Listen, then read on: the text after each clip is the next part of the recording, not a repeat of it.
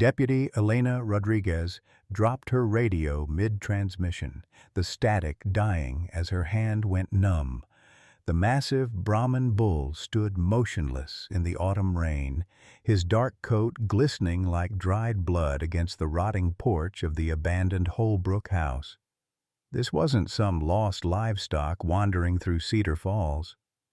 Martha Anderson's coffee cup shattered against her kitchen floor, porcelain exploding across worn linoleum as she pressed trembling fingers to the window glass. Across the street, old Bobby Thompson stumbled backward from his mailbox, his weathered face draining of color. The bull had been standing there for 3 weeks, the same 3 weeks since the children started disappearing. Elena's mind raced through the missing person reports stacked on her desk, each small face now burning behind her eyes like accusations. "All units to Oak Street," she whispered into her radio, her voice barely steady. "We have a situation." What did this animal know that they didn't? And why was her blood turning to ice? Leave a like and share your thoughts in the comments along with the city you're watching from now. Let's continue with the story. The rain drummed against Elena's patrol car windshield as she pulled up to the Holbrook property, her heart hammering against her ribs. The bull hadn't moved an inch since her radio call 20 minutes ago. Steam rose from his massive shoulders, creating an otherworldly silhouette against the decaying Victorian house that had stood empty for 15 years. Martha Anderson appeared at Elena's passenger window, her silver hair plastered to her skull by the downpour. "Deputy, that animal's been standing there since dawn. Won't eat, won't drink, won't even acknowledge the food I put out." Her voice cracked with an emotion Elena couldn't place. "I've been a nurse for 47 years, child. I know when something's crying for help." Bobby Thompson limped across the street, his Vietnam-era combat boots splashing through puddles. "That bull ain't right in the head," he muttered, but his eyes betrayed something deeper than concern. "Reminds me of the way our bomb dogs used to act in Da Nang, right before they found something we didn't want to find." Elena stepped out of her cruiser, rain immediately soaking through her uniform. The bull's massive head turned toward her, and she froze. Those dark eyes held an intelligence that made her skin crawl. Not the dumb stare of livestock, but something desperate, pleading, almost human. "Easy, boy," she whispered, hand instinctively moving to her service weapon. The animal was easily 1,800 pounds of pure muscle, but he made no aggressive moves. Instead, he took one deliberate step toward the house's front porch, then stopped, looking back at her. Martha gasped. "Sweet Lord, he's trying to tell us something." The bull repeated the movement, this time adding a low, mournful sound that seemed to come from somewhere deeper than his chest. It was a sound Elena had heard only once before, in the maternity ward when she'd lost her first pregnancy. The sound of something broken beyond repair. "What's in that house?" Elena asked. Though she wasn't sure she was speaking to Martha or herself, the old woman's face went pale. "Dr. Holbrook used to live there. Before what happened to his little girl." She pressed a weathered hand to her throat. "That man never recovered from losing Emma. Just disappeared one night. Left everything behind." Thunder crashed overhead, and the bull let out another cry, this one urgent, demanding.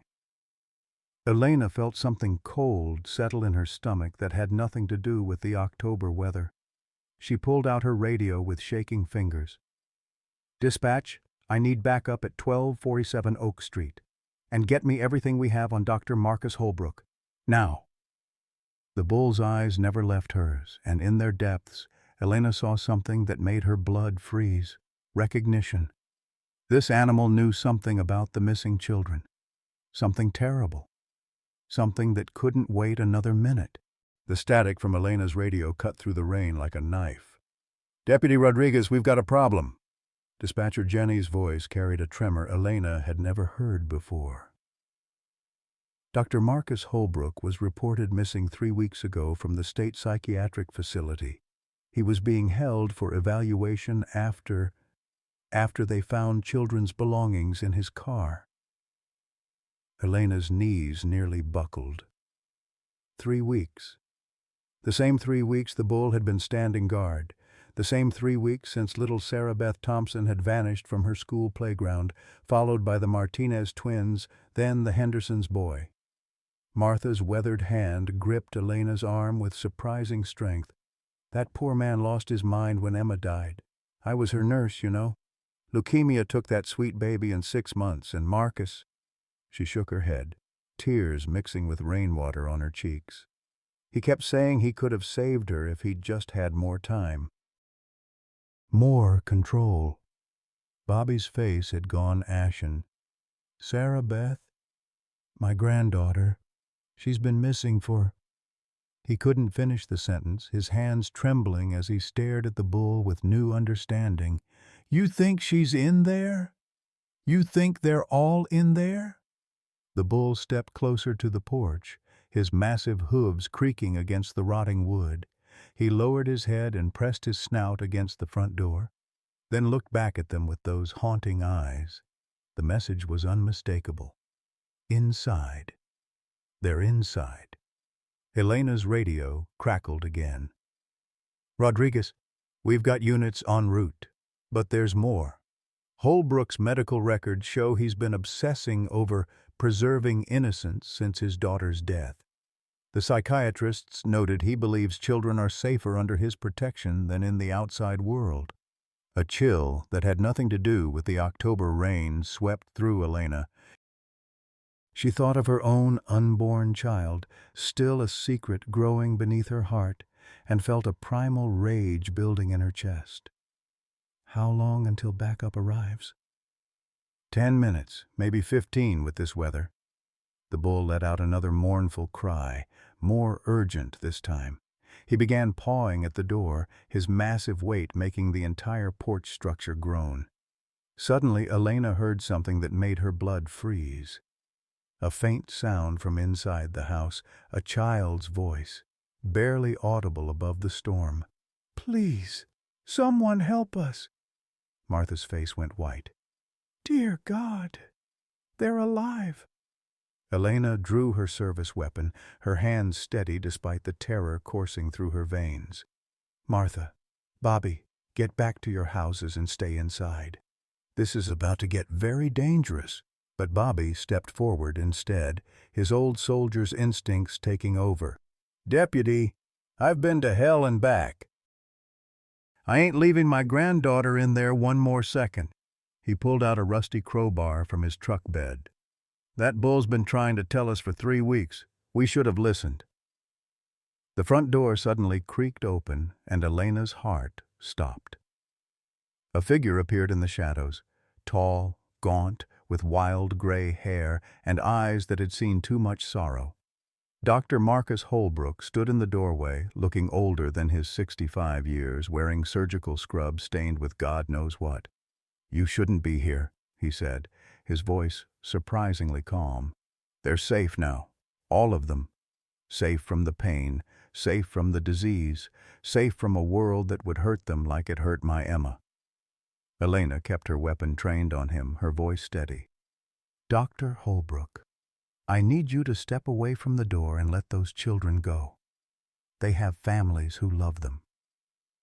Holbrook's laugh was broken, hollow.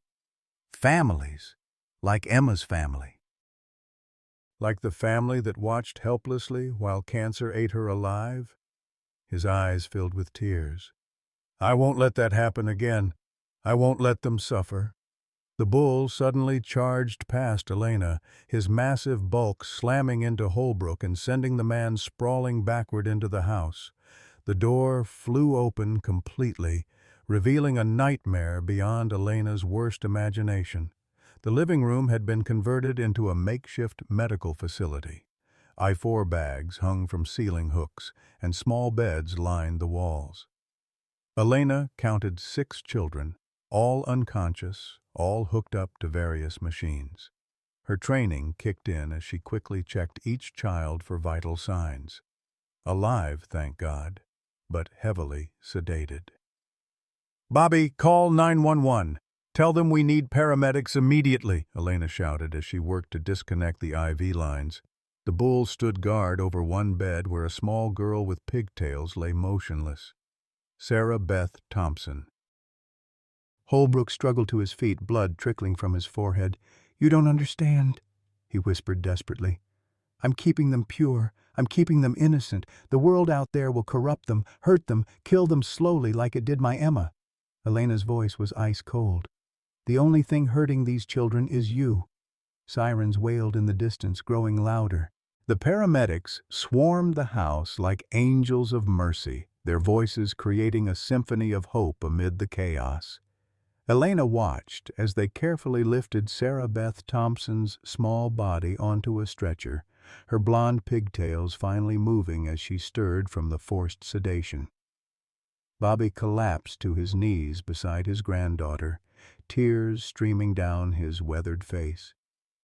"Grandpa's here, baby girl," he whispered, his voice breaking. "Grandpa's here." Martha stood in the doorway, her hands pressed to her heart as she watched the other children being carried out one by one. The Martinez twins, pale but breathing. Little Tommy Henderson, clutching a stuffed bear that Holbrook had apparently allowed him to keep. Each child represented a family's answered prayers, a community's restored faith. But Elena's victory felt incomplete. She turned to Dr. Holbrook, who sat handcuffed on his own porch, staring at the bull with something approaching reverence. The massive animal had positioned himself between the doctor and the ambulances, as if still protecting the children even after their rescue. "How did you know?" Holbrook asked the bull, his voice barely audible above the rain. "How did you know they were here?" Elena knelt beside the broken man, her anger giving way to something more complex. "Doctor, Holbrook, there are 6 children here. The reports show 8 missing. Where are the other 2? His face crumpled, and for a moment Elena saw not a monster, but a father destroyed by grief. They're gone. I tried to save them, but I'm not God. I'm not." He buried his face in his hands. "Tommy Martinez got pneumonia last week. I couldn't. My equipment isn't. And little Lisa Chen, she had an allergic reaction to the sedatives. I never meant for them to." The words hit Elena like physical blows. 2 children dead because of this man's twisted interpretation of protection. 2 families who would never hold their babies again. Bobby Thompson rose from his granddaughter's side, his face murderous. "You sick bastard," he growled, lunging toward Holbrook. "You killed children, trying to save them?" Elena caught Bobby's arm, though part of her wanted to let him loose. "Bobby, no. Justice will be served, but not like this." The bull stepped forward, placing his massive bulk between Bobby and Holbrook. For a moment, Elena thought the animal was protecting the doctor. Then she realized the truth. The bull was protecting Bobby from making a choice he'd regret forever. Martha approached slowly, her nurse's bag in hand. She knelt beside Holbrook with the same gentle care she'd shown countless patients over her decades of service. "Marcus," she said softly. "I held Emma's hand when she passed. She wasn't afraid. She was at peace because she knew her daddy loved her enough to let her go." Holbrook's shoulders shook with sobs. "I couldn't let go. I couldn't let them hurt like Emma hurt.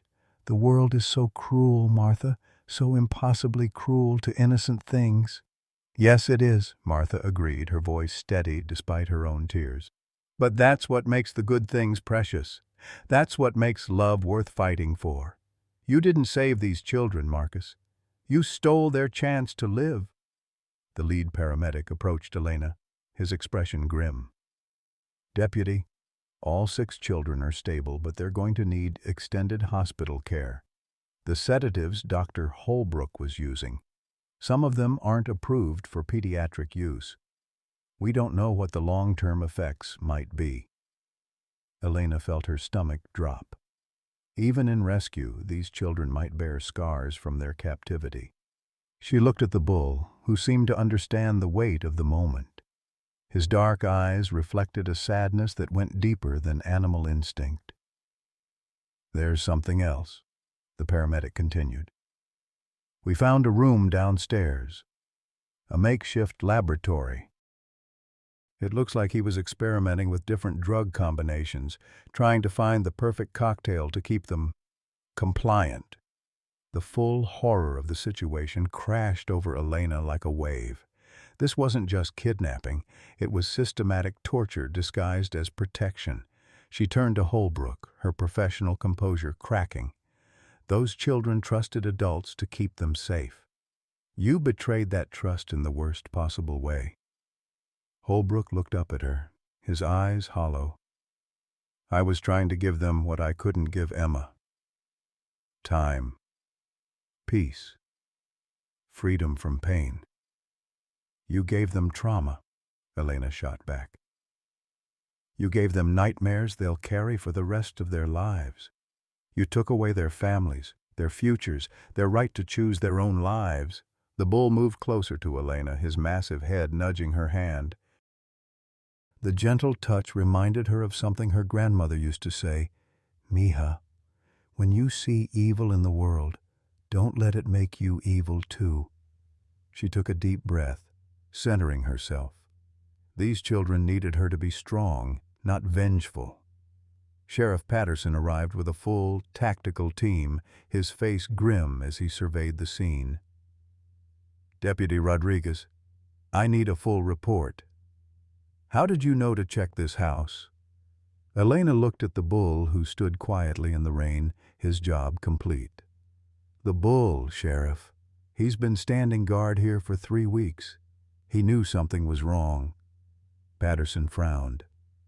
"A bull led you to the children?" "Animals sense things we can't," Bobby said, approaching with Sarah Beth's stuffed animal in his hands. "That bull saved my granddaughter's life. Saved all their lives." Martha nodded in agreement. "I've seen therapy animals work miracles, but this..." She looked at the bull with something approaching awe. "This is different. This is divine." As the last ambulance pulled away, Elena realized the bull was preparing to leave too. He turned away from the house, his massive frame moving with surprising grace.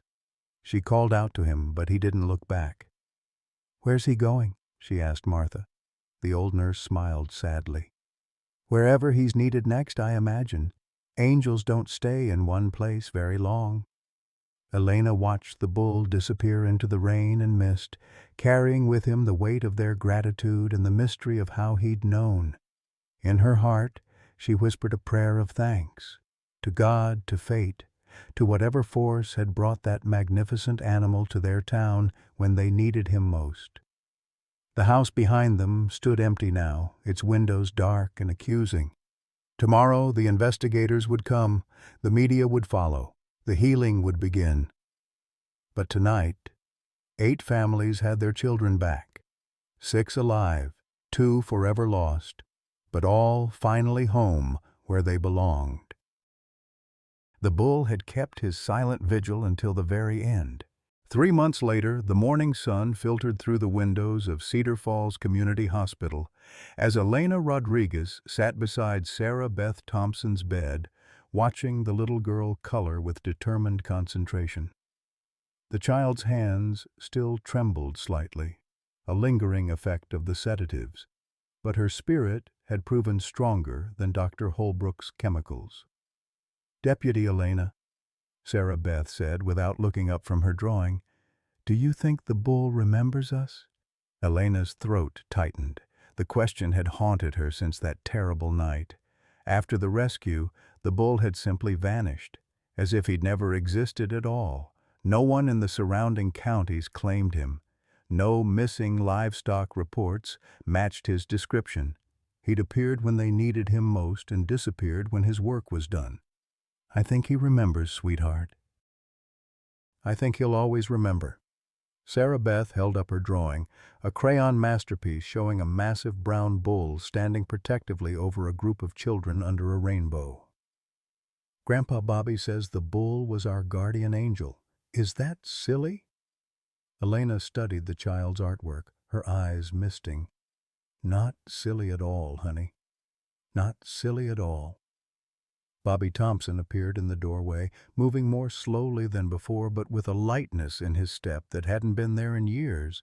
The ordeal had aged him, but finding Sarah Beth alive had renewed something essential in his soul. "How's my girl today?" he asked, settling into the chair beside the bed with a slight grunt. "Better, Grandpa. The doctor says I can go home next week." Sarah Beth's smile faltered slightly. "But I still have the scary dreams sometimes." Bobby took her small hand in his weathered ones. "Dreams can't hurt you, baby girl. And you know what? Every time you have a scary dream, you just remember that big brown bull standing guard. He's still watching over you, even if we can't see him." Elena excused herself and walked to the hospital's main lobby, where Martha Anderson was holding court with a group of volunteers organizing care packages for the recovering families. At 75, Martha had thrown herself into helping the children heal with the fierce determination of someone who'd found her purpose again. "Elena, dear," Martha called out, "how's our Sarah Beth today?" "Stronger every day. They all are." Elena pulled Martha aside, lowering her voice. "The psychiatrists are saying the children's recovery is remarkable, faster than anyone expected." Martha nodded knowingly.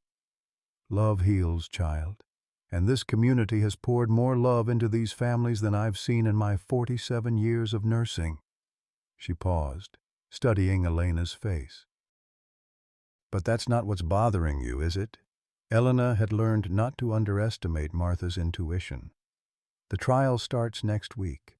I have to testify about that night, about how we found them. And you're worried people won't believe you about the bull. A defense attorney is going to tear apart my story about following a bull's lead to solve the case. They'll make it sound like I'm crazy or incompetent." Martha smiled, the same gentle expression she'd worn when comforting frightened children for decades. "Elena, honey, sometimes the truth sounds impossible until you see it with your own eyes. Those 6 children are alive because you trusted your instincts and listened to a creature who couldn't speak but had everything important to say." The elevator doors opened, and Dr. Patricia Valdez, the hospital's child psychologist, approached them with a stack of files. "Elena, I was hoping to catch you. I wanted to discuss something unusual about the children's recovery." Elena's stomach clenched. "Unusual how?" "In positive ways. All 6 children consistently mention the same thing in their therapy sessions, a feeling of being protected during their captivity. Not by Dr. Holbrook, but by something external. They describe sensing a big friend watching over them." Martha's eyes widened. "A big friend?" "Tommy Henderson drew a picture yesterday. A brown bull standing outside a window. When I asked him about it, he said the bull visited him in his dreams and told him to be brave, that help was coming." Dr. Valdez shook her head in wonder. "Elena, how long was that bull standing guard outside the house?" 3 weeks. The entire time the children were missing." "That's impossible," Dr. Valdez said, then caught herself. "I mean, statistically improbable. Animals don't typically maintain vigil behavior for extended periods without food or shelter motivation." Elena felt a familiar chill. "Are you saying the bull was somehow connected to the children?" "I'm saying that trauma creates strange bonds. Maybe the children sensed his presence. Maybe his presence helped them survive psychologically." Dr. Valdez paused. "Or maybe some things can't be explained by medical science." That afternoon, Elena drove out to the old Holbrook property, which had been demolished the previous month. The town council had voted unanimously to turn the lot into a children's memorial garden. Construction was already underway: playground equipment, flower beds, a small pavilion for community gatherings. At the center of the future garden stood a bronze statue commissioned by the grateful families and funded by donations from across the state. It depicted a Brahman bull, head raised proudly, with a plaque that read, "In memory of Tommy Martinez and Lisa Chen, and in gratitude for the guardian who watched over us all." Elena stood before the statue, her hand resting on her growing belly.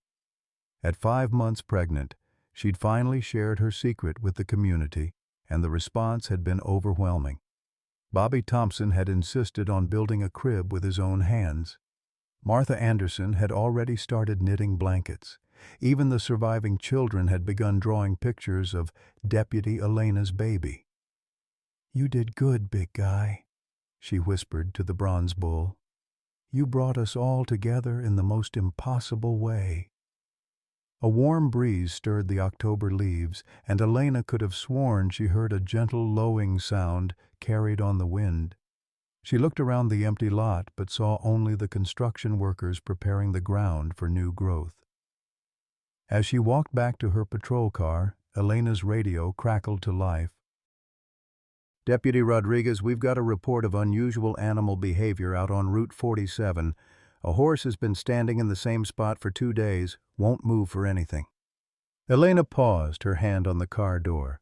"What kind of horse?" "Big one, according to the caller. Dark brown with kind eyes, acting like it's waiting for something." Elena smiled, though tears blurred her vision. Some guardians, she realized, never really retire from their calling. "I'm on my way," she radioed back, already knowing what she would find. 1 year after the rescue, Cedar Falls had transformed into something beautiful and unrecognizable.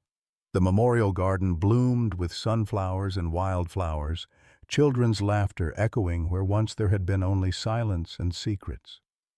Elena Rodriguez stood at the garden's entrance, her 8-month-old daughter Isabella sleeping peacefully in her arms, watching the annual Guardian Day celebration unfold. The town had declared October 15th Guardian Day, marking the anniversary of the rescue. What had started as a small memorial service had grown into something larger. Families from across the state traveled to Cedar Falls to honor not just the bull who had saved 6 children, but all the unsung guardians who watched over the vulnerable.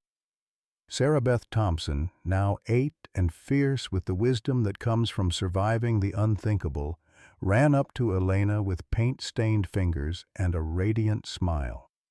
"Deputy Elena, look what I made for Isabella."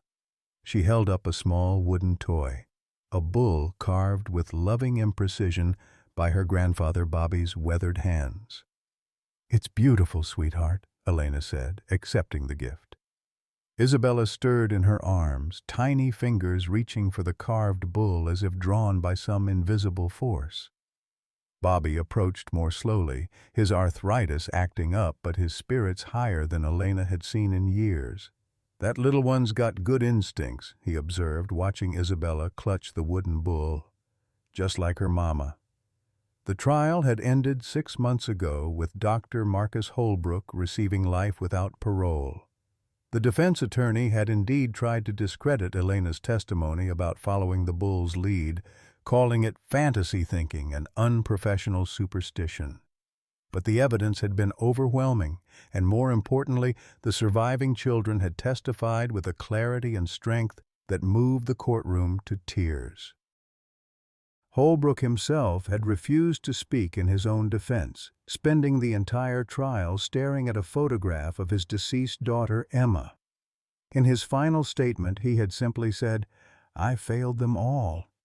The bull knew what I couldn't accept, that love means letting go even when it breaks your heart." Martha Anderson appeared at Elena's elbow, moving with the careful grace of her 76 years, but radiating the energy of someone who had found renewed purpose. The memorial quilts are ready for display, she announced, gesturing toward the pavilion where 6 beautiful quilts hung in the afternoon sunshine. Each quilt told the story of one of the rescued children, stitched together by the women of Cedar Falls as a labor of love and healing. "Martha, they're incredible," Elena breathed, studying the intricate patterns. Each quilt incorporated symbols of hope and protection, guardian angels, strong trees, protective animals. Sarah Beth's quilt featured a prominent brown bull standing watch over a sleeping child. "The children helped design them," Martha explained. "They wanted to make sure their stories ended with hope, not fear." She paused, studying Elena's face. "Speaking of hope, have you given any more thought to what we discussed?" Elena shifted Isabella to her other arm, considering. Martha had been lobbying for months for Elena to run for sheriff in the upcoming election. Current Sheriff Patterson was retiring, and the community had made it clear they wanted Elena to take his place. "I keep thinking about what you said," Elena replied, "about how sometimes the most important protection comes from understanding the heart, not just following protocol." "That bull taught us all something about listening to our instincts," Martha said gently. "You trusted yours that night, and it saved 6 lives. This community needs that kind of leadership." Across the garden, Dr. Patricia Valdez was leading a group therapy session for the children and their families. The healing process had been long and sometimes difficult, but the bonds forged through trauma and recovery had created something unprecedented, a support network that extended far beyond Cedar Falls. The Martinez family had moved to town to be closer to this community of understanding. Tommy Henderson's parents had started a foundation for families of missing children. Even the families of Tommy Martinez and Lisa Chen, the 2 children who hadn't survived, had found solace in helping others navigate similar tragedies. "Deputy Elena!" Tommy Henderson came running up, his 7-year-old legs pumping with excitement. "Grandpa Martinez is telling the story again. Will you come listen?" Elena smiled, remembering how terrified and fragile Tommy had been in those first weeks after the rescue. Now, he was a normal, rambunctious child with dirt on his knees and mischief in his eyes. The resilience of children never ceased to amaze her. She followed Tommy to the pavilion where a crowd had gathered around Miguel Martinez, the grandfather of one of the children who hadn't survived. Instead of bitterness, Miguel had chosen to honor his grandson's memory by sharing the story of the guardian bull with anyone who would listen. "That bull stood in the rain for 21 days, Miguel was saying, his voice carrying the rhythm of a practiced storyteller. "He didn't eat. He didn't sleep. He just waited and watched because he knew what we didn't know, that children were suffering and someone had to care enough to act."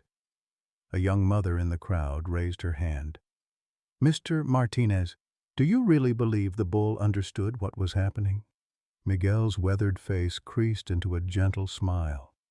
"Señora, I believe that love takes many forms. My grandson Tommy and Lisa, they didn't survive, but their spirits live on in every child that bull saved. That bull carried their message to the world. That innocence deserves protection, not imprisonment." Elena felt tears prick her eyes as she watched the faces in the crowd. People had traveled from hundreds of miles away to hear this story, to find hope in the idea that guardianship comes in unexpected forms. As the afternoon wound down and families began packing up their picnic blankets, Elena found herself alone with Isabella at the bronze bull statue. The memorial garden had exceeded everyone's expectations. What had started as a simple playground had become a pilgrimage site for people seeking proof that miracles still happen in an often harsh world. "What do you think, baby girl?" Elena whispered to Isabella, who was still clutching the wooden bull toy. "Think your mama should run for sheriff?" Isabella gurgled and waved the toy, her dark eyes bright with infant wisdom. Elena took it as a vote of confidence. Bobby Thompson approached, carrying Sarah Beth on his shoulders.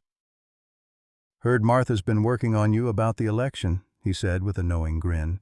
"She's persistent," Elena admitted. "Good sheriffs usually are," Bobby replied.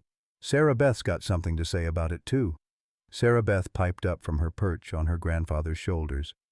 "Deputy Elena, if you become sheriff, will you still listen to the animals?" The question hit Elena right in the heart. "Yes, sweetheart. I'll always listen to the animals." "Good," Sarah Beth declared with the authority of someone who had learned the hard way that protection comes from the most unexpected sources.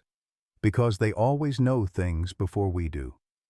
As Elena walked back to her patrol car, Isabella sleeping peacefully in her arms, she made her decision. Cedar Falls deserved a sheriff who understood that real protection meant more than just enforcing laws. It meant listening with your heart, trusting your instincts, and believing that guardians come in all forms. Even ones that weigh 1,800 pounds and refuse to give up hope. 5 years had passed since the Guardian Day that changed everything, and Sheriff Elena Rodriguez stood at the podium of the Cedar Falls Community Center, looking out at a sea of faces that had become her extended family. Her daughter Isabella, now 5 years old, sat in the front row next to Martha Anderson, clutching the same wooden bull toy that had never left her side. "Friends, neighbors, family," Elena began, her voice steady despite the emotion threatening to overwhelm her. "When I first ran for sheriff, I promised you that I would lead with my heart as much as my badge. Tonight I want to share something that proves our community's belief in unexpected guardians has spread further than we ever imagined." The crowd leaned forward expectantly. Elena had called this special meeting without explanation, asking only that everyone who could attend should come. The community center was packed beyond capacity, with people standing along the walls and spilling out into the hallway. As Sarah Beth Thompson, now 13 and radiant with the confidence of a survivor who had chosen hope over fear, raised her hand. "Sheriff Elena, is this about the letters?" Elena smiled. Over the past 5 years, Cedar Falls had received thousands of letters from around the world. People sharing their own stories of animal guardians, of impossible rescues, of miracles that defied explanation. The letters had started a movement nobody had anticipated. "Partly, Sarah Beth, but it's about something bigger." Elena gestured to a woman standing at the side of the room. "I'd like you all to meet Dr. Sarah Whitman from the National Center for Missing and Exploited Children." Dr. Whitman stepped forward, her professional composure barely containing her excitement.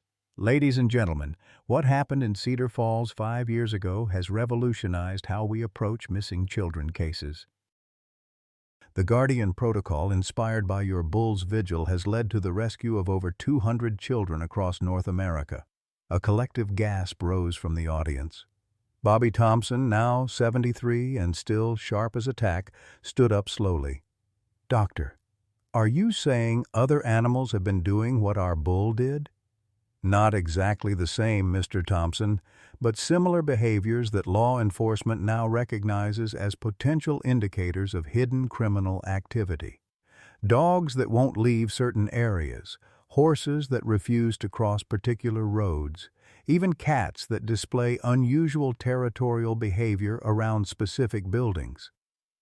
Dr. Whitman pulled out a tablet, showing photographs. In Minnesota, a German shepherd led police to a basement where 4 teenagers were being held by a human trafficking ring. In Arizona, a stray cat's persistent behavior around an abandoned warehouse resulted in the discovery of 12 missing children. Martha Anderson dabbed her eyes with a handkerchief. "Yeah, our bull started something beautiful. More than beautiful," Dr. Whitman continued. "Revolutionary. We've trained law enforcement agencies in 37 states to recognize and investigate unusual animal behavior patterns. The Cedar Falls Protocol, as it's officially known, requires officers to document and follow up on reports of persistent animal behavior that can't be explained by normal territorial or survival instincts. Elena felt a surge of pride mixed with humility. Their bull hadn't just saved 6 children. He had saved hundreds. She thought of him often, wondering if somehow, wherever he was, he knew about the ripple effect of his sacrifice. Tommy Henderson, now 12, and showing the confident bearing of someone who had faced darkness and emerged into light, stood up. "Dr. Whitman, my mom always says our bull was an angel. Do you think that's true?" Dr. Whitman's clinical demeanor softened. "Tommy, I've spent my career dealing in facts and evidence. But after studying the Cedar Falls case and the hundreds that followed, I've learned that sometimes the most important truths can't be measured or explained. They can only be witnessed and honored." Isabella suddenly spoke up from the front row, her clear 5-year-old voice carrying through the quiet room. "The bull is still here. He's in all the stories." The room fell silent. Elena felt her heart swell with love for her daughter, who had grown up hearing these stories and somehow understood their deeper meaning better than most adults. Miguel Martinez rose from his seat, his hair now completely silver, but his eyes still bright with purpose. In the 5 years since losing his grandson Tommy, he had become the unofficial keeper of the bull's story, traveling across the country to speak at conferences and training sessions. "Dr. Whitman is right about the facts," he said, his voice carrying the authority of someone who had turned tragedy into mission. "But Isabella is right about the truth. That bull's spirit lives on in every person who chooses to pay attention when something seems wrong, every officer who trusts their instincts, every community that refuses to give up on its missing children." Dr. Patricia Valdez, who had continued working with the rescued children throughout their recovery, stood to add her perspective. "The psychological impact extends beyond just law enforcement protocols. The children who survived Cedar Falls have shown remarkable resilience markers. They've become advocates, leaders, healers in their own communities. Their experience of being protected by an unlikely guardian has shaped their worldview in profoundly positive ways." Elena looked around the room at faces that had become dear to her over the past 5 years. The Martinez family, who had chosen to honor their lost child by helping others. The Hendersons, who had started a foundation providing therapy animals to traumatized children. Sarah Beth's family, who had transformed their pain into advocacy. But it was the newer faces that filled Elena with the most hope. Families who had moved to Cedar Falls specifically because of its reputation as a community that believed in protection and healing. A retired K-9 officer who had started an animal behavior training program at the local college. A children's book author who had written a series about animal guardians donating all proceeds to missing children organizations. "There's one more announcement," Elena said, reclaiming the podium. "The governor has signed legislation officially designating October 15th as Guardian Awareness Day throughout the state, and the National Center has chosen Cedar Falls as the site for the first international conference on animal-assisted missing person investigations." The applause was thunderous. Elena felt tears streaming down her face as she watched her community celebrate not just their local miracle, but their role in creating a movement that had saved so many lives. As the formal meeting wound down and people began mingling over coffee and homemade cookies, Elena found herself standing once again before the memorial wall that had been added to the community center. Photographs of all the children rescued through Guardian Protocol investigations covered the wall, with the Cedar Falls 6 prominently displayed at the center. Martha Anderson approached, moving more slowly now, but still radiating the fierce love that had sustained the community through its darkest days. "Elena, dear, I have something for you." She handed Elena a sealed envelope, yellowed with age. What is it? A letter I found in Dr. Holbrook's belongings when they cleared out his house. It was addressed to The Guardian. I've been saving it for the right moment. Elena opened the envelope with trembling hands. Inside, in Dr. Holbrook's careful handwriting, was a single page. To The Guardian. I couldn't become, I failed my Emma. I failed every child I tried to save. You succeeded where I could not because you understood what I forgot. That protection means freedom, not imprisonment. That love means trust, not control. I don't know who you are or why you chose to watch over them, but I am grateful that someone with a pure heart stood guard when mine was too broken to see clearly. Take care of them. They deserve so much better than what I became. Marcus. Elena folded the letter carefully, her heart aching for the man who had caused so much pain while drowning in his own. He knew, she whispered. Somehow, he knew the bull was watching. Evil recognizes good, even when it can't choose it, Martha replied wisely. That's why guardians are so important. They remind us what we're capable of being. Isabella ran up to them, her wooden bull toy in one hand and a drawing in the other. Mama, look what I drew. The picture showed a brown bull surrounded by children of all colors and sizes, with the words, "Guardians never leave," written in careful 5-year-old letters across the top. Elena knelt down and hugged her daughter, understanding with perfect clarity that the bull's greatest gift hadn't been the rescue of 6 children 5 years ago. It had been the reminder that protection, love, and hope could take any form, and that once awakened, they could spread from heart to heart, community to community, until the whole world was a little bit safer. The bull's vigil had ended, but his watch continued in every person who chose to care. 10 years had passed since the bull first stood sentinel outside the Holbrook house, and Cedar Falls had become something neither Elena Rodriguez nor anyone else could have imagined. What started as a small town's tragedy had grown into an international symbol of hope, protection, and the profound connection between humans and animals. Sheriff Elena Rodriguez, now 42 and seasoned by a decade of leadership, stood in her office reviewing the morning reports. Her walls were covered with letters, photographs, and certificates from around the world, testimonies to the Guardian Protocol's impact. Isabella, now 10 years old and wise beyond her years, sat at a small desk in the corner doing her homework, the wooden bull toy from Bobby Thompson still within arm's reach. "Mama," Isabella said without looking up from her math problems, "Mrs. Anderson wants to know if you'll speak at the memorial service this weekend." Elena smiled. Martha Anderson, now 81, had become the unofficial historian of the Guardian Day events, meticulously documenting every story, every rescue, every life touched by their bull's legacy. The memorial service Isabella referenced was for Bobby Thompson, who had passed peacefully in his sleep the previous month at age 78. His last words to Sarah Beth had been, "Tell that bull thank you for bringing our family back together." "Tell Mrs. Anderson I'd be honored," Elena replied, then paused as her radio crackled to life. "Sheriff Rodriguez, we have a situation out at the old Henderson property.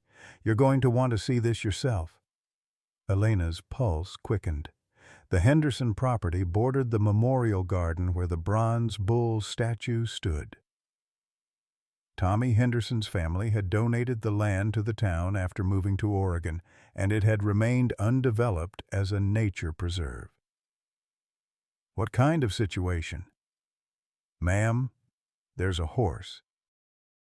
A big brown mare, been standing in the same spot for 3 days now. Won't move, won't eat. The owner says she's never acted like this before." Elena felt a familiar chill run down her spine. Over the past decade, she had responded to dozens of similar calls.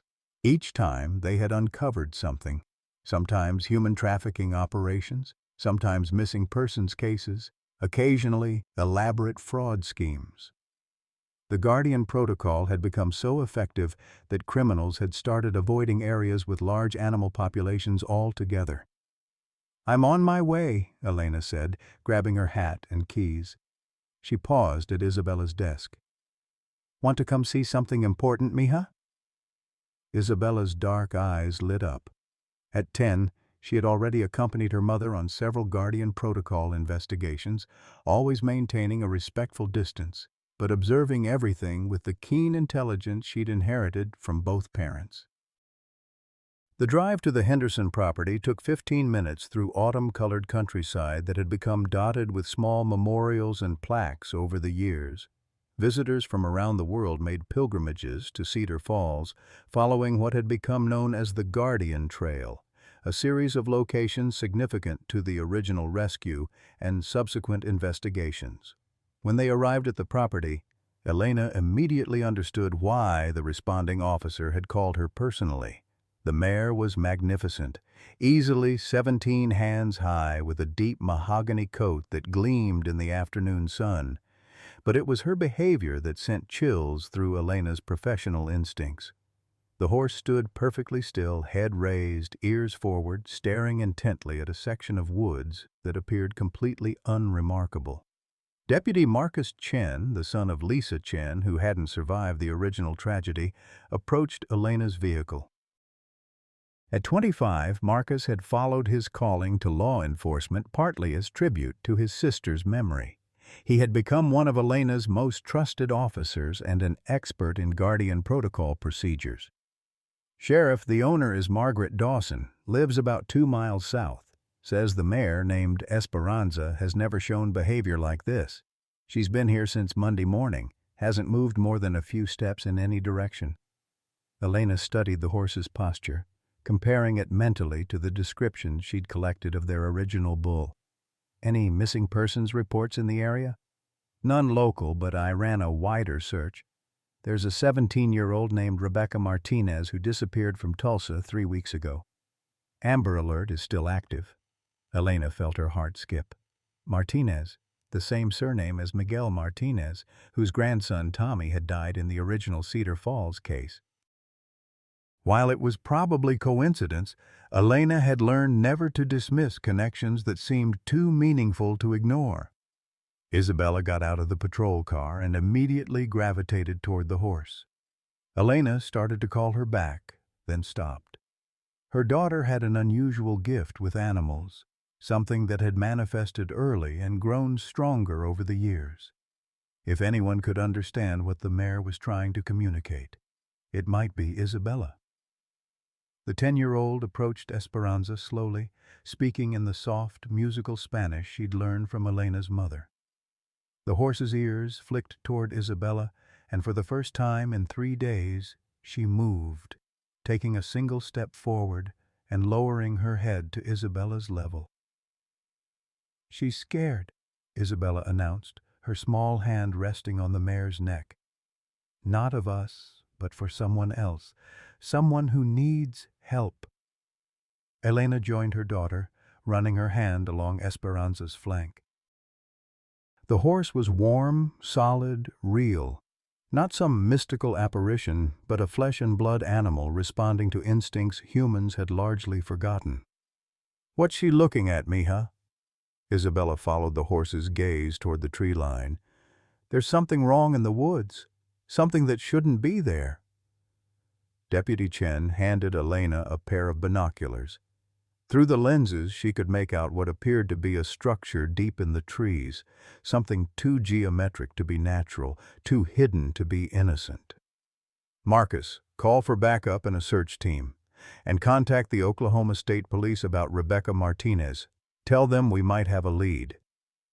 The next 3 hours unfolded with the practiced precision of a department that had conducted dozens of Guardian Protocol investigations. While maintaining safe distance, Elena's team identified a camouflaged trailer deep in the woods, accessible only by an overgrown logging road that hadn't appeared on any recent maps. As the tactical team prepared to approach the trailer, Elena found herself standing next to Esperanza, who hadn't moved from her vigil position. The horse's behavior remained consistent, alert, concerned, but not agitated. In Elena's experience, this suggested the situation was serious but not immediately life-threatening. "Sheriff," came the radio call from the tactical team leader. "We've got a 17-year-old female, matches the description of Rebecca Martinez. She's alive, conscious, but appears to have been drugged. We also have a male suspect in custody." Elena felt the familiar surge of relief and gratitude that came with every Guardian Protocol success. Another child saved, another family that would be reunited, another confirmation that the principles they'd learned from their bull continued to protect the innocent. But as she watched Esperanza finally relax, lowering her head to graze peacefully for the first time in 3 days, Elena realized this case represented something even more significant. Rebecca Martinez was the 200th child rescued through Guardian Protocol investigations worldwide. Their bull's legacy had now saved 200 families from the agony of permanent loss. Isabella came to stand beside her mother, small hand slipping into Elena's larger one. "The horse knew, didn't she?" "Yes, mija. She knew, just like our bull knew, just like our bull knew." That evening, Elena sat in her home office working on her remarks for Bobby Thompson's memorial service. Through her window, she could see the lights of the memorial garden, where people from around the world had left flowers, toys, and written messages at the base of the bronze bull statue. Her phone rang, displaying a number she recognized. Dr. Sarah Whitman from the National Center for Missing and Exploited Children. "Elena, I just got word about the Martinez rescue. Do you realize what this means?" "Rebecca was number 200, Elena replied. 200 children, Elena. 200 families reunited because a bull stood in the rain and refused to give up." Dr. Whitman's voice carried a mixture of awe and emotion. "I've been doing this work for 23 years, and I've never seen anything like the impact of your Guardian Protocol." Elena looked at Isabella, who was curled up on the couch reading a book about animal behavior, the wooden bull toy beside her like a talisman. "Dr. Whitman, I need you to understand something. It was never our protocol. It was never our success. We just learned to listen." "Listen to what?" Elena considered her words carefully. "To the voices that speak without words. To the guardians that protect without being asked. To the love that shows up in forms we never expect but always need." After ending the call, Elena walked to Isabella's room to tuck her daughter in for the night. The walls were covered with drawings and photographs, some by Isabella, some sent by children from around the world who had been rescued through Guardian Protocol investigations. The images shared a common theme: large, protective animals watching over children with infinite patience and love. "Mama," Isabella said as Elena pulled the covers up to her chin, "do you think our bull knows about all the children who've been saved?" Elena kissed her daughter's forehead, breathing in the sweet scent of childhood innocence that their bull had died protecting. "I think he knows, sweetheart. And I think he's proud of what grew from his sacrifice. Will there always be guardians?" Elena looked at the wooden bull toy on Isabella's nightstand, thinking of Esperanza standing vigil in the woods, of the hundreds of animals whose inexplicable behaviors had led to rescued children, of the countless people who had learned to pay attention to signs they might once have dismissed. "Yes, mija, there will always be guardians. Sometimes they have 4 legs, sometimes 2, sometimes they're strangers, sometimes they're family, but love always finds a way to stand watch." As Elena turned off the lights and headed toward her own room, she passed the window overlooking the memorial garden. The bronze bull stood silhouetted against the star-filled sky, eternal sentinel over a community that had learned the most important lesson of all, that protection comes in unexpected forms, that love transcends species, and that miracles happen when we learn to listen with our hearts instead of just our minds. 200 children, and counting. The vigil continued. 15 years after the Bulls' first vigil, Cedar Falls had become something unprecedented in American small towns, a place where miracles were not only believed, but expected. Sheriff Elena Rodriguez, now 47, with silver threading through her dark hair, stood before the largest crowd in the town's history. The International Guardian Day Festival had drawn over 10,000 visitors from 6 continents, all gathered to celebrate what had become known worldwide as the Cedar Falls Miracle. Isabella Rodriguez, now 15, and radiating the quiet confidence of someone raised on stories of impossible heroism, served as youth ambassador for the festival. She moved through the crowd with practiced ease, translating between Spanish and English for visitors, her wooden bull toy now worn smooth from 15 years of handling, but still never far from her side. "Ladies and gentlemen," Elena spoke into the microphone, her voice carrying across Memorial Park, where the original bronze bull statue had been joined by statues honoring animal guardians from around the world. "Today marks not just the 15th anniversary of our local miracle, but the celebration of Guardian Protocol's most significant achievement to date." The crowd leaned forward expectantly. Behind Elena, a massive digital display showed photographs of children, hundreds of faces of all ages, ethnicities, and backgrounds. Each represented a life saved through animal-guided investigations inspired by their original Bulls Vigil.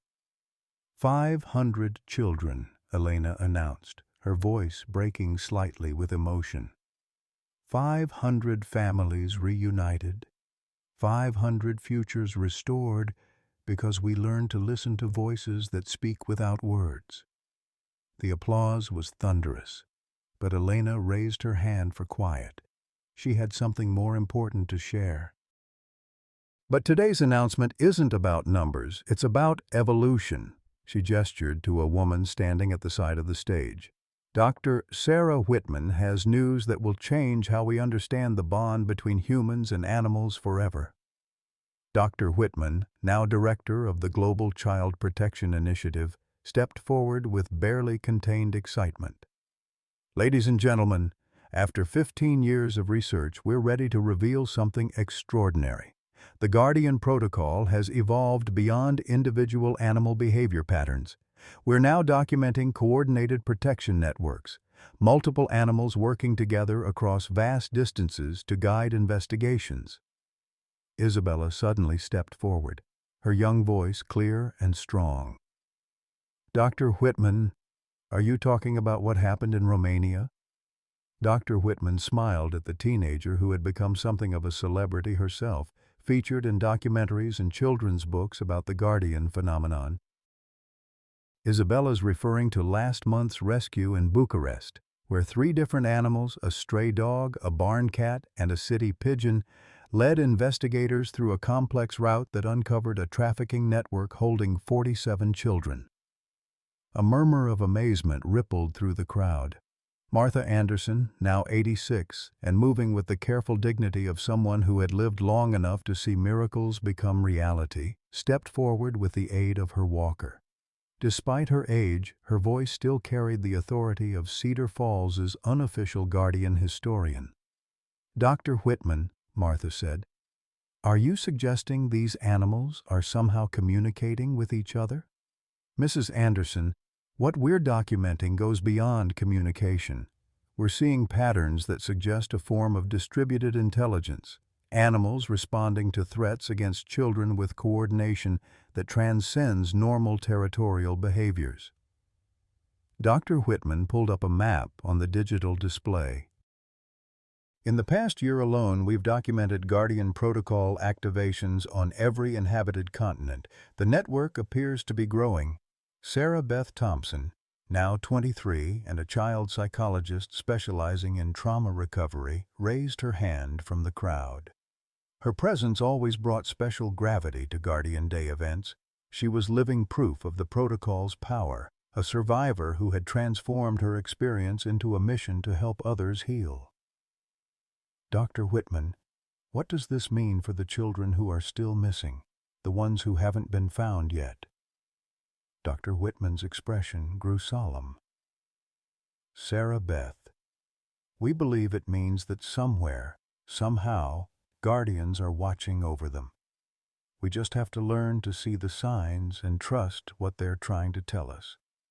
Deputy Marcus Chen, now Elena's second-in-command and a Guardian protocol expert in his own right, stepped up to the microphone.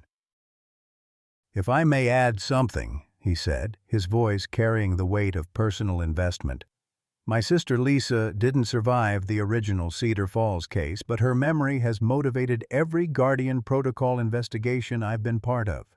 In the past 15 years, we've learned that protection doesn't always mean rescue. Sometimes it means bearing witness, ensuring that no child disappears without someone caring enough to look." Elena felt tears streaming down her face as she looked out at the sea of faces, survivors, investigators, families, and countless others whose lives had been touched by the ripple effects of one bull's refusal to abandon his post. Miguel Martinez, now 77 and still traveling the world to share his grandson's story, slowly made his way to the stage. His hair was white, his steps careful, but his spirit remained unbroken by the tragedy that had taken his grandson Tommy 15 years ago. "Mis amigos," he began, his voice carrying the rhythm of countless tellings. "When we first lost our Tommy, I thought the story ended with death. But that bull taught us something beautiful. Stories don't end, they transform. They become seeds that grow in other hearts, other communities, other countries where children need protection." He gestured to the crowd, his aged eyes bright with purpose. "Look around you. Every person here carries part of our bull's story. Every Guardian protocol investigation plants new seeds. My grandson's death was not the end. It was the beginning of something larger than any of us imagined." A young woman in the crowd stood up, her accent clearly British. "Mr. Martinez, my name is Emily Watson. I'm from Manchester, England. A Guardian protocol investigation saved my daughter 3 years ago when a group of horses led police to a warehouse where she was being held. I wanted to thank you for sharing Tommy's story with the world." Similar testimonies began flowing from the crowd. A man from Kenya whose son had been rescued following the behavior of a family of baboons. A woman from Canada whose daughter's life had been saved when a pack of sled dogs refused to cross a particular trail. An elderly couple from Japan whose granddaughter had been found after investigators followed the persistent calls of urban ravens. Isabella moved through the crowd, collecting these stories with the natural grace of someone who had grown up understanding that everyone's pain mattered, everyone's healing was connected.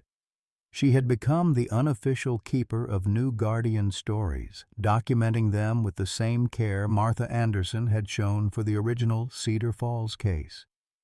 As the formal presentations concluded and the crowd began to disperse into smaller groups, Elena found herself standing once again before the original bronze bull statue.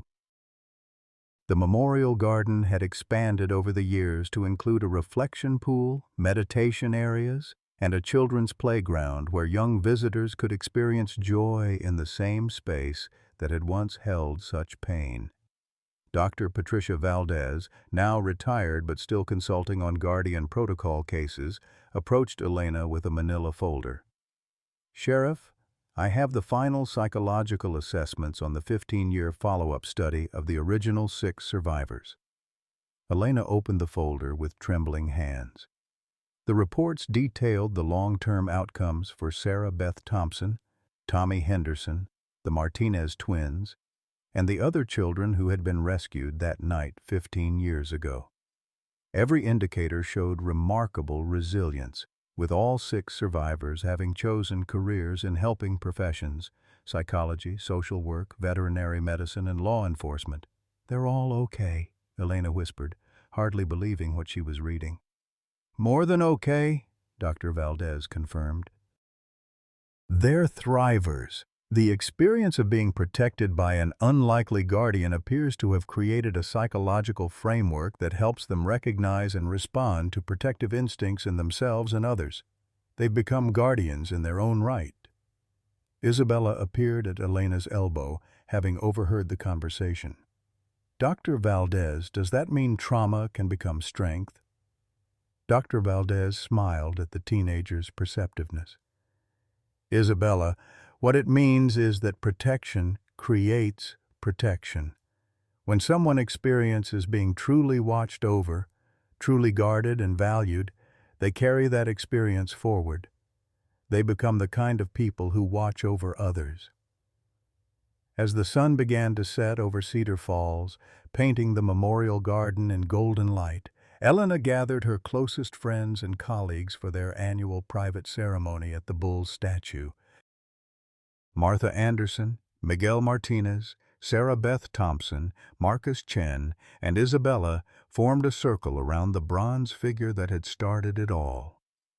Martha placed a wreath of sunflowers at the statue's base, sunflowers that had been grown from seeds sent by families around the world whose children had been rescued through Guardian Protocol investigations. 15 years ago, you showed us that love doesn't have to speak to be heard, she said to the statue. Thank you for teaching us to listen. Elena lifted Isabella onto her shoulders, just as Bobby Thompson had once done with Sarah Beth. Her daughter placed a small wooden bull, identical to her cherished toy but new, at the bronze bull's feet. This one's for all the children still waiting, Isabella announced. So they'll know someone's watching for them, too. As they walked home through streets lined with international visitors sharing stories of animal guardians and impossible rescues, Elena realized that their bull's greatest gift hadn't been the solution to one case. It had been the reminder that protection is a choice anyone can make, that vigilance is a form of love, and that sometimes the most powerful thing you can do is simply refuse to give up and walk away. The vigil had become eternal, carried forward by every person who had learned to see miracles in the persistence of those who refuse to abandon hope. Dear friends, if you've followed Bull's journey from that first rainy day in Cedar Falls to the global movement that saved 500 children, you know this story isn't really about an animal. It's about the power of refusing to give up on what matters most. Like Martha Anderson at 75, finding new purpose in helping traumatized families heal. Like Bobby Thompson, a Vietnam veteran who discovered that his greatest battle was fought not in a foreign jungle, but in his own backyard, protecting his granddaughter. Like Elena Rodriguez, a single mother who learned that true leadership means trusting your heart even when the world calls you crazy.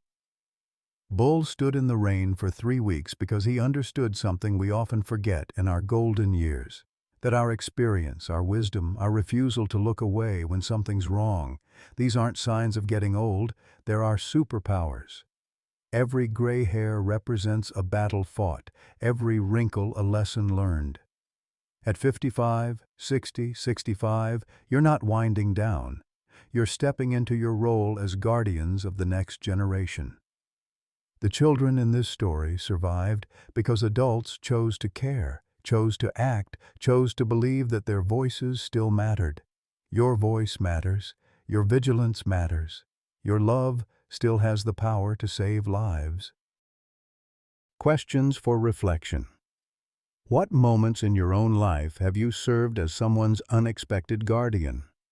When has your experience or intuition helped protect someone who couldn't protect themselves? Please share your stories in the comments below.